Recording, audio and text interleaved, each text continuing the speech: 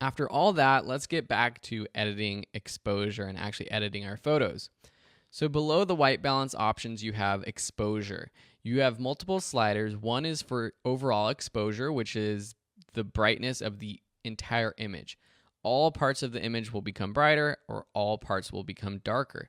And that's a good way if your entire image is too bright or too dark to sort of adjust the exposure. You'll notice with this image, and this happens with most images, if you bring down the exposure, while parts of the image might look good, say we want the background to look darker or Sam's jacket to look darker, the other parts that we want to be exposed properly, it gets too dark. That's why we have sliders below that allow us to adjust the exposure of all of the individual exposures of the image. So this slider highlights will adjust just the highlights, just the bright parts. So if we want to bring up the highlights, we can bring up here.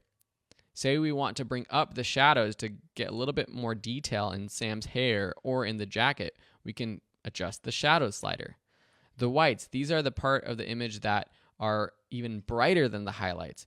Maybe we want to bring that down. And this is usually where if something's slightly overexposed, by bringing down the whites, you can bring back some of that exposure and detail. Blacks, if you want to add contrast, you might want to bring down the blacks just slightly. You'll also notice this contrast slider. By increasing this, you add contrast. By decreasing this, you decrease contrast. Contrast is the ratio of dark to bright. And so by increasing the contrast, the darks get darker and the brights get brighter.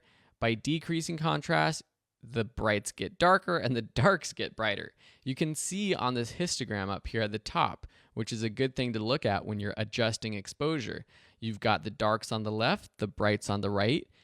And if I take the overall exposure to the left, everything moves to the left. If I take it to the right, everything moves to the right. I'm going to double click that to reset that exposure level. Now with contrast, if I drag to the left, everything squeezes into the middle and becomes sort of all that mid-range exposure. If I go all the way to the right, everything sort of spreads out. The darks become darker, the brights become brighter.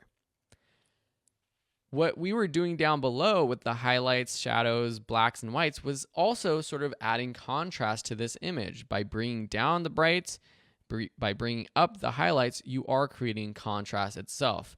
The contrast slider is just one other way to do so.